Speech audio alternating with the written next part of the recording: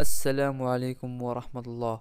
قال مدرج في حوار صحفي: كنا على حق، فالمنتخب المغربي مخادع وصعب. لم نسمح لهم بالاقتراب كثيرا من منطقة الجزاء، وما احتجنا إليه هو الهدف.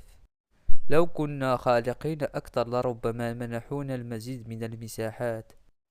لم نأتي إلى هنا لمجرد اللعب وتجاوز دور المجموعات، فطموحنا أكبر من ذلك بناء على الخبرة التي اكتسبناها في مونديال روسيا.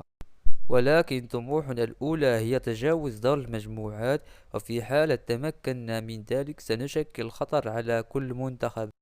واستمر قائلا: لا تفهمون بطريقة خاطئة، هدفنا تجاوز دور المجموعات، ولكن طموحنا أبعد من ذلك.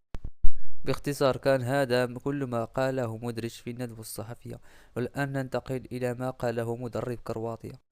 قال مدرب كرواتيا في ندوة صحفية بعد نهاية مباراته أمام المغرب: كانت مباراة متوقعة في صرامتها وخطورتها من الجانب المغربي.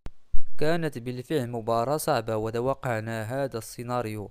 كان المغاربة خطيرون في الهجمات المرتدة.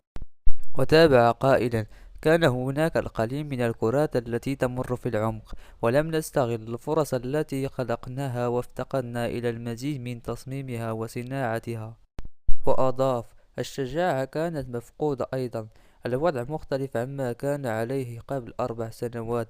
نحن الآن مستهدفون أمام الجميع.